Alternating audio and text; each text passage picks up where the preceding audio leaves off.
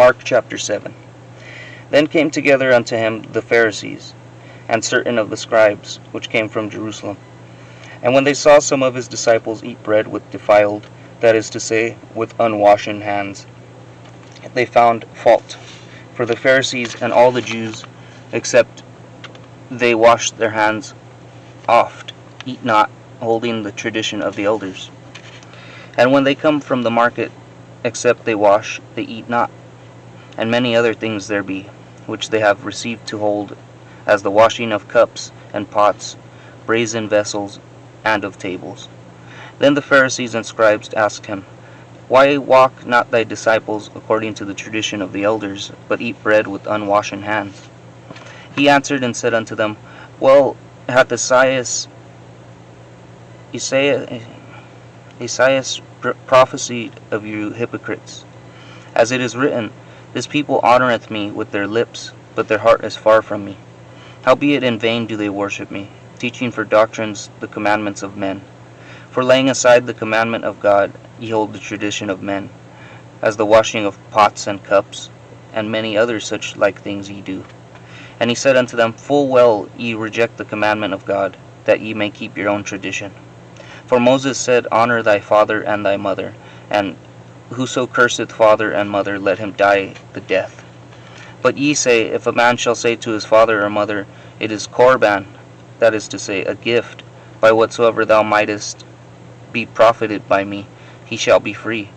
And ye suffer him no more to do aught for his father or mother, or his mother, making the word of God of none effect through your tradition, which ye have delivered, and many such like things do ye.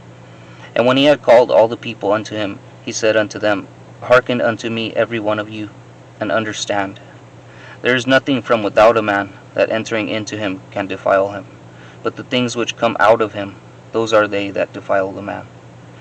If any man have ears to hear, let him hear. And when he was entered into the house from the people, his disciples asked him concerning the parable.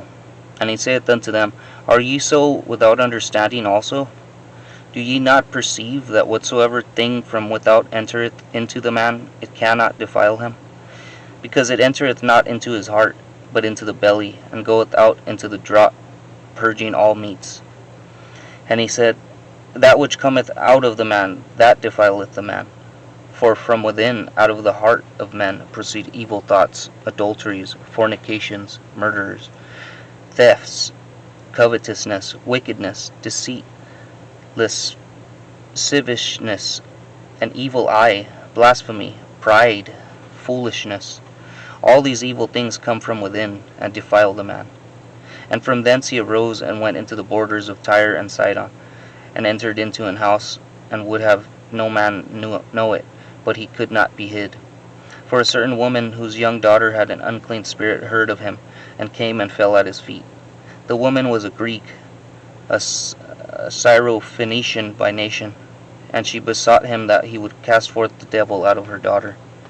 But Jesus said unto her, Let the children first be filled, for it is not meet to take the children's bread, and to cast it unto the dogs. And she answered and said unto him, Yes, Lord, yet the dogs Yes, Lord, yet the dogs under the table eat of the children's crumbs.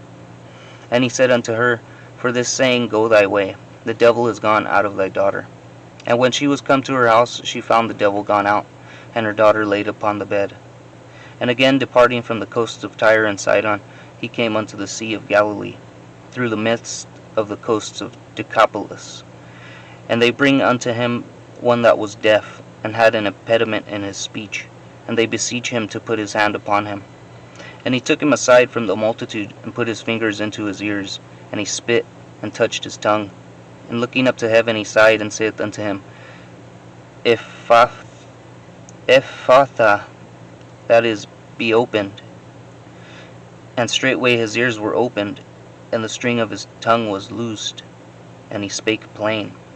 And he charged them that they should tell no man. But the more he charged them, so much the more a great deal they published it. And they were beyond measure astonished, saying, He hath done all things well. He maketh both the deaf to hear, and the dumb to speak.